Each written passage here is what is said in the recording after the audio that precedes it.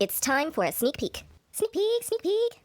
It's always a joy to make people laugh or smile, especially in a world that everyone is concerned about what is the possibilities of life, what life brings, and more the economy is not the best, not just in the United Kingdom, but around the world. So it's nice to bring a smile with just some stupidity sometimes. It doesn't need to be intellectual, sometimes it can be, but just bringing a smile to people, it's the best that I can do, that can provide. And now, on with the show. When you're feeling the pressure, take a moment to step back, pick up your marbles, and choose to lead with levity. Join us on the Lead with Levity podcast for fireside chats that will fill your bucket and help you get back to being the leader you were meant to be. Now here's your host, Dr. Heather Walker. Welcome to the Lead with Levity podcast. I'm your host, Dr. Heather Walker, and I look forward to this next conversation because guess what? It is International Humor Month, and for you, I am bringing you a comedian. So with me today is Stea. Stea is a UK-based comedian, and who knows where this conversation is about to go, but I think it's going to be an interesting one, so stick around. Stea, how are you today? I'm fine. It's been a lovely day. How are you? I am well. Everything is good. And I'm looking forward to this conversation because not only is it International Humor Month in April, it's a good reminder to all of us that even though things can be really heavy right now, we have an opportunity to take a step back from all of that and just think about what kind of experience do we want to have? And what are we bringing to this experience that we call life? So I'm really excited to have this conversation with you today and just to talk about how can we lighten up? How can we bring that into our Monday through Friday, Saturday, and Sunday? Of course. It's always a joy to make people laugh or smile, especially in a world that everyone is concerned about what is the possibilities of life, what life brings, and more the economy is not the best, not just in the United Kingdom, but around the world. So it's nice to bring a smile with just some stupidity sometimes. It doesn't need to be intellectual, sometimes it can be, but just bringing a smile to people, it's the best that I can do, that can provide. How did you actually get into comedy? I always been a fan of stand-up comedy. Always been a fan of comedy. Since earliest days, I found amusement watching Monty Python and like a version of Portuguese Monty Python. There was like a group in Portugal that was sort of a copy and paste from Monty Python in the style that they did. So I grew up with comedy, and I always find that I belong. I was belonging to a group by like laughing at stuff, by analyzing, by trying to understand the jokes, by trying to understand why old people would laugh at that stuff. So I always find a joy on that. And then through friends, because I always enjoy watching live shows after the 18, some friends say, "You enjoy so much stand up, why you don't try? You should try." And that's how it all started. Wow. So when they said you should try this, and that's how it all started, I can imagine that a lot happened in between that. Yeah. What was it like that first time you stepped on stage? I had in my mind the goal that if I don't freeze on stage, that's okay. So I didn't have a lot of expectation. It was just like, if I don't freeze and I do my 5 minutes, I'm okay. I ended up like having a house of 70 people Hmm. for the first time. That's That's a lot. And everyone was enjoying. I was like, I have no idea. I didn't predict this. I was predicting that everything would go badly and no one would laugh. And people were enjoying. I was like, okay, this is weird. I don't know how to react to this. And then when I got out of stage, I already had booked more 3 gigs. Because if it was just because of the first one or due to the first one, I wouldn't continue because the sensation was too weird. I already had booked 3 gigs, 3 more gigs, and I was just like, oh, now I gave my word, I'm gonna do it. And then I have start to do finding this. the joy. Yeah. Wow. So what I loved about that is you kind of forced yourself into it. You bullied yourself into it with those Yeah. extra assignments, right? Yeah. And a lot of our listeners sometimes find themselves in that position as well, where they've bullied themselves into an assignment where they said yes to something Maybe it's a presentation, maybe it's a meeting, maybe it's an event, somewhere where they have to get up and speak to other people. And they're trying to figure out, how do I do this in a way that gets other people on my side, gets the information across, and I don't freeze in the process. I'm sure they're also having similar kinds of concerns and wondering what can they do to enhance their public speaking. So my question for you, and I'd love to kind of dig in and help our listeners think about how they can speak to people in a way that gets them excited about what they have to say and wanting to hear more and wanting to come back and like, oh, whenever I listen to them, I learn new things and it feels good. So, what is your process? What is your process when you're thinking about what makes something funny and how do I put this together, this concept for other people? I have different process of working out stuff. From the beginning, the early days, I was just like everything that I would see on the street, something that would happen, I would try to write it on my phone or something, and then I was like, I will try to take on stage and see how this works. Now more than ever, I'm just trying to read a book and trying to take something from that book and create an abstract scenario. It varies from time to time, but lately is more just like trying to read something and it's just okay. I enjoy reading, and something, some word triggers a scenario in my head, and I was just like, oh, this is funny for me. So I'm gonna try to bring this on stage. There was one scenario, just to give a context to Yeah. the listeners, that I was reading about the United Kingdom Constitution. Wait, pause. The United Kingdom, did you say Constitution. Constitution? All right, the Yeah. Constitution. I was reading about the laws and all the articles, and for most of the listeners, maybe, the United Kingdom Constitution was never written, so it's a draft, it's never been published. So, like, straight from that, I was just like, oh, what would be the scenario of someone just saying, oh, I will write it tomorrow, but then they forget and they never wrote it? So, that for me is funny, like creating that sort of idea, abstract story, short story about something. So you sort of stepped into the shoes of that, or stepped into that time period to think Yeah, about, let's elaborate on that one point. They didn't finish yeah, it. Why didn't yeah, they finish it? Is it because they decided to go on a vacation? Is it yeah. because, yeah, it wasn't good enough? What was the reasoning behind that? Yeah, trying to make something out of it. And I enjoy that process because I'm getting out of my mind of like, oh, this is my normal life. And then I'm like, oh, I'm trying to adapt this to the modern times. So let's try to build something around it. I like to do something similar with fairy tales. And because they always have some kind of moral to the story. So when I'm training and thinking about lesson plans and all of that, I love to pull out a fairy tale that connects to what I'm trying to teach to help people see themselves in the story. And it sounds like you do something similar where you take something, maybe a very small detail, and you just blow it up and you Yeah. elaborate on it and you make it larger than life.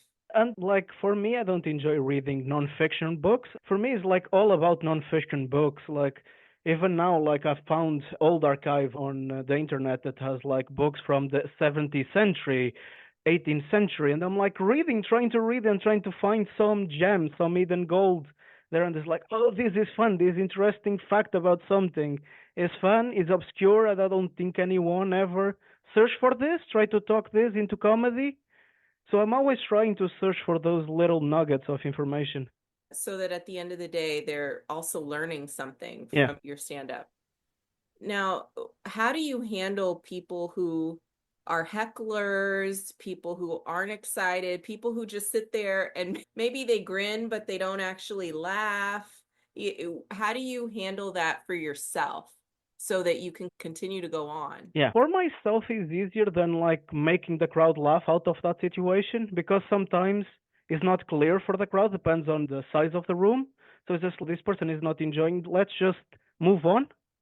If the crowd is not realizing that they're not enjoying, let's just move on.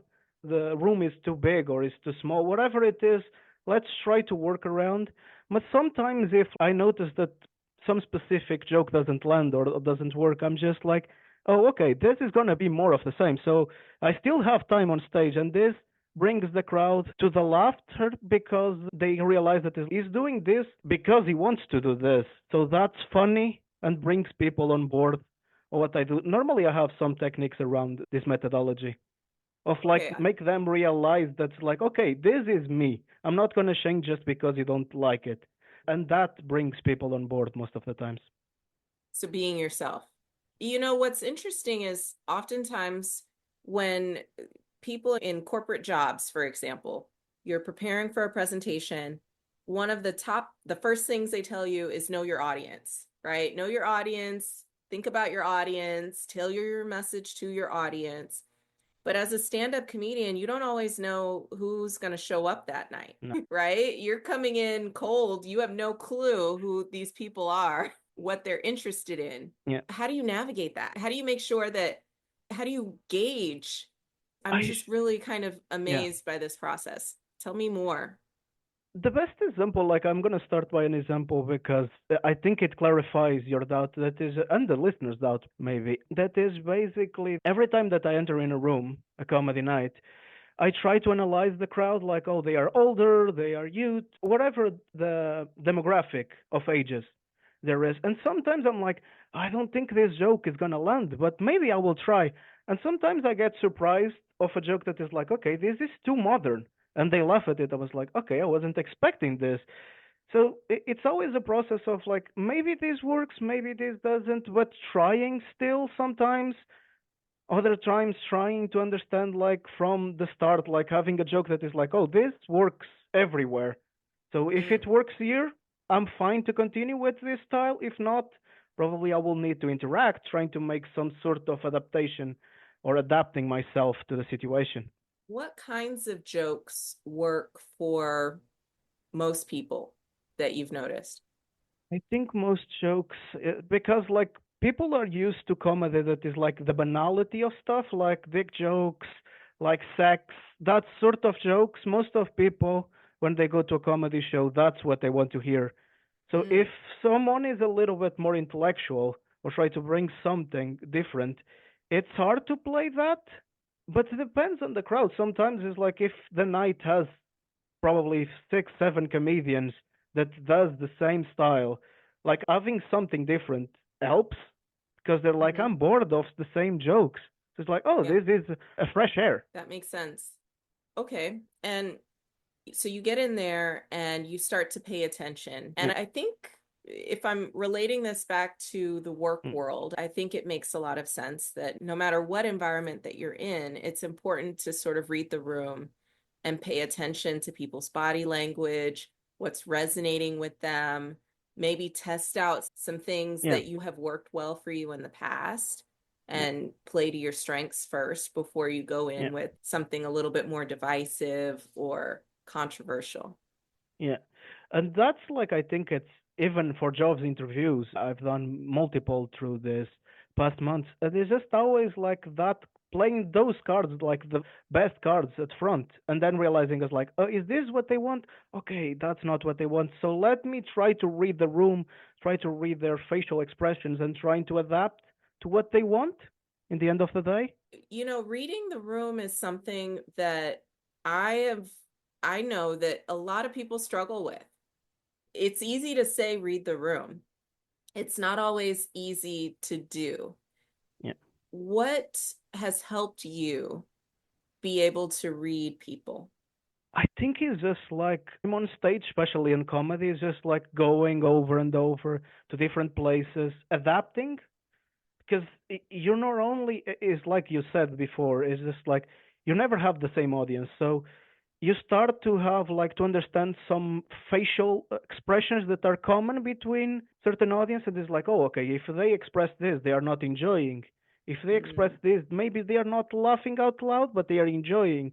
So trying to have those little pieces of information in your brain, and it's just like, okay, this I recognize this.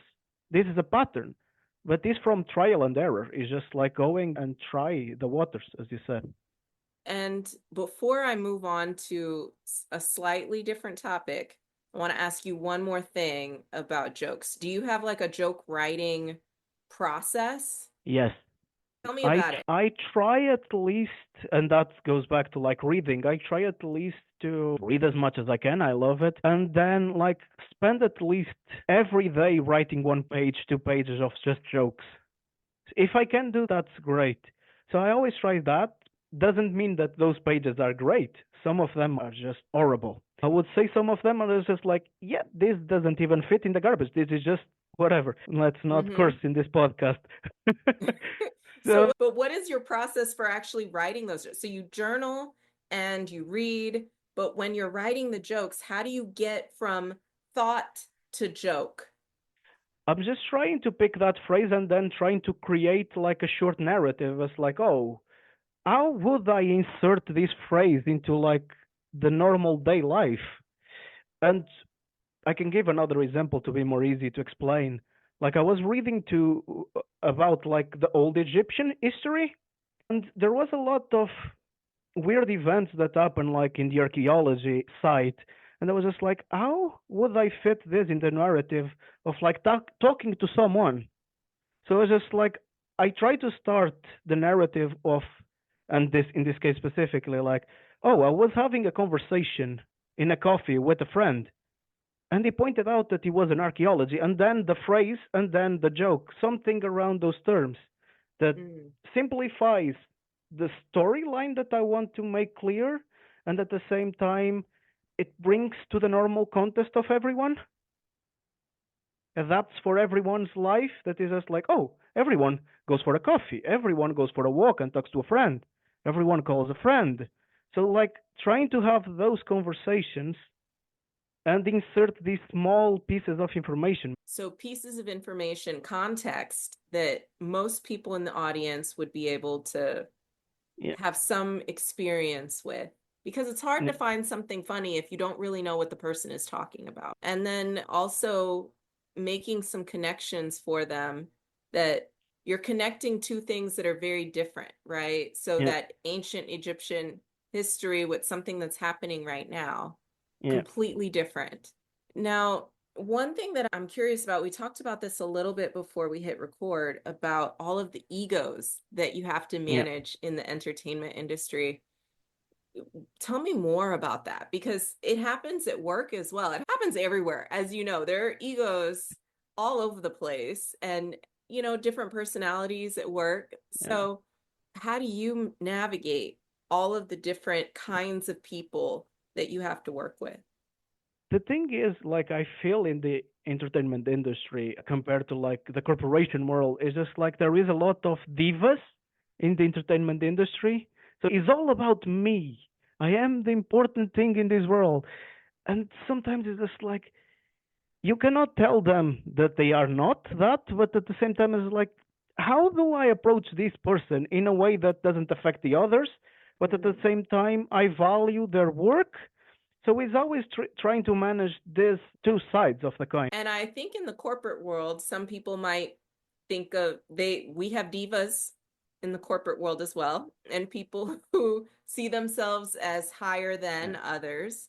And they may actually have a position or a job title that's higher. So, what strategies do you use to make sure that they feel valued, but also have a good relationship with people who have big egos? I try to set up boundaries for myself that is like, I know you for work, and this is work, and I'm gonna treat everyone equally. So I will give you the respect that you deserve, or you trying to impose that is, I want to perform this amount of time, whatever. But everyone in the venue is treated the same. It's just like those small details of like, oh, this person maybe to get this person, I need to give her or him like 20 minutes to perform on stage or 30, because that's the way that they think that they perform. Is just like, oh, I'm not gonna do a 10 minute spot, or I'm not gonna do five. So to manage everyone is just like, okay, I need to fit this person in here, trying to bring his ego here, and maybe like help the rest, because if this person is here, maybe brings people to the show gets more people, gets more audience. Trying to manage those. So trying to make sure that you're fitting everything in. But what would you tell that person who comes to you and says, Stea, I see that you only gave me, 10 minutes for my set and I need 15 minimum. What are you doing? I have a funny story about something recently that the person sent me a message saying, "Okay, I would like to perform for you. I heard good things about you." And I was just like, "Oh, okay. I don't know you, so I will give you a 10-minute spot. I will give you 10-7 around that, more or less."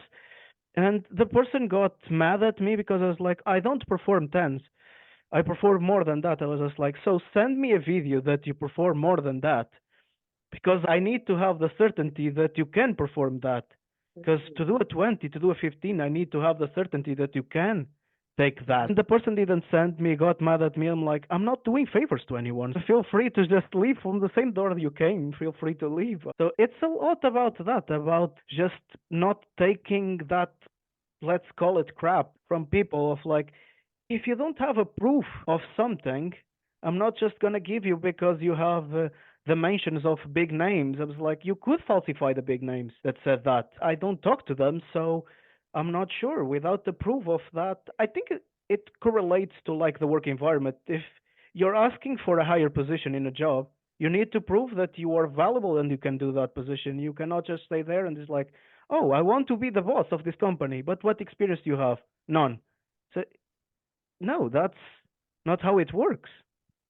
That's a really good point. And I see it all the time where people feel entitled to higher pay, higher position, bigger, badder job titles, all of that. But they have not provided any evidence that they have any impact at that level on the company. You get more opportunity because you have shown that you can take on more, that you can solve big problems, that you can handle the stress and the pressure and everything that comes with that and do it with grace. And you're right. If you don't have any receipts, any ability to show that you've done that before, it can harm your reputation, I think, Yeah. going after something like that before you've demonstrated your ability to do that. But I think it's the same logic of you buy a product at the grocery store, then you want to ask for a refund. You need to present a receipt. If not, how are you going to prove that you buy or you bought that product from that store? So I think it's the same in life, is the same in the corporate world, is you need to prove that you are capable of it. So, Stea, how has comedy helped you in your personal life? More on the side of being positive about life, because life sometimes, even I was mentioned to you offside the recordings, that I'm still looking for a job and doing all of this stuff aside and not getting enough recognition per times, traveling all around the country and abroad trying to make shows and still not making a living sometimes can be exhausting mentally and physically. And when the job also is not working, the professional side is not working, you need to keep that positive mindset. So comedy helped me to see like, oh, doesn't matter if a show goes bad, the next one will be good. Or if the next one is good, the next one could be bad. So you need to keep that mindset of like, not everything will be bad, not everything will be good, and you need to face it. Yeah, it's a numbers game. Yeah. If you hang around long enough and you keep doing this long enough, you're going to see some success in it. Yeah. This has been helpful. Do you have any advice for anyone who's trying to figure out, how do I see the lighter side of my situation? Just maybe trying different things, just get out of your comfort zone. Because as I mentioned in the beginning of the podcast, it was just like I never thought that I would be able to do stand-up comedy. If wasn't that friend of mine that said like, why don't you try? I was like, oh, I never thought. I'm too shy. I'm too introvert for this. I enjoy watching, but I was like, going to the stage, that frightens me. So suddenly trying and feeling that, oh, okay, I enjoy this. I never thought I would enjoy this. Life is the same. It's just like if you don't try something, either do a sport, do go for a hike, just do something different that the norm. You'll never know what really makes you happy or not. So it's always an adventure of finding out what brings you joy. Yes. How long did it take you before you realized that comedy, stand-up comedy, brought you joy? I'm I assuming that first one, I don't know, you had three more after that. How long did like it take? the fourth one was like I enjoyed this, but I didn't thought I was just like I will do once in a while.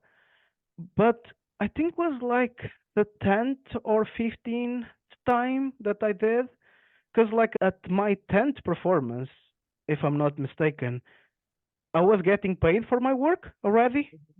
I was receiving some money. I was like, oh, I can make money from this, from making people laugh at the same time, having fun on stage. So I think I might try to venture on doing this full time. So that's when I realized it's like, oh, people see me in a different way. I'm trying something different. No one is doing the same as I do. So it's just like, okay, I enjoy the community around comedy and the comedians. Some of them. I'm not going to say all of them because there is They're people environments. too. There is a lot of toxic relationships in this industry. But some of them are really nice people and you can relate with them as like, oh, I'm a weirdo. Nice, I find another group of weirdos. Oh, great, we fit all together here. So I think was that, like finding a group, find a community that you can relate. Because the other communities, I play football for 12 years. I've been part of different communities trying to find myself. And I never found that I belonged there. I never found that I had like my group of people. And then finding the comedian that is like, oh, I'm a weirdo. I don't like. I can give an example of a new comedian that another day I was talking to him about like hand sanitizer, and I always bring hand sanitizer with me because I'm germophobic. Okay. So I was talking to him that, and he was like, oh, me too, and I was like, yeah, weirdos, power to the weirdos. So it's just like you find this type of people that's like, oh, okay, I'm not alone in this. There's more people that have the same thoughts or like these weird thoughts about life. And you can only get to that place if you're honest about who you are and willing to explore those different aspects of yourself. So I'm really glad that you said what you said, because I wanted to ask you about how long did it actually take you to get hooked on it? Because sometimes people go in thinking, I'm going to do this, I'm going to try something new. And then they do it the first time and they don't like it. It's uncomfortable and they're scared and they run away. They close the door. They never do it again. But learning can be a very challenging process. It doesn't always feel good to learn something new and to go outside of your comfort zone. But there's so much waiting for you on the other side of that if you're willing to get uncomfortable for just a little bit. It really is a numbers game. Yeah. So I'm really And glad that you said 10 to 15 times. I yeah, went back. Yes. yeah, and the thing is like until that paid gig, most of those my performance apart from the first, I was performing for one, two people and was like, this is horrible, but I'm enjoying. I don't know how to explain. I'm enjoying this. I'm enjoying like leaving the house and talking to these weirdos, let's call that way, to everyone, the performers. And some people that would show there and it's like, oh, okay, they can relate to certain things. And it's just like, no, it was not like the most glamorous hobby, but I was finding my community. I think that's what I felt joy. I was like, I'm finding this a way to get out of the house, to not think about the sadness of life, all the bad moments, all the stuff that make us sometimes depressed. It's like Mm. I'm finding here escape for something. Yes, that makes so much sense. And for those of you who are listening, one thing that I want to close with and do a quick plug for is the Association of Applied and Therapeutic Humor.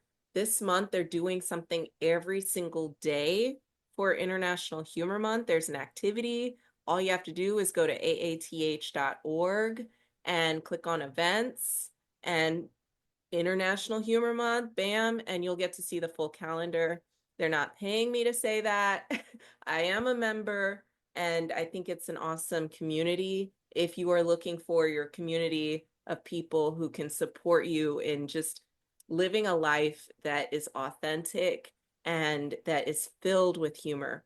So, Stea, thank you for joining us today. Do you have any sort of last words that you want to share before we go today?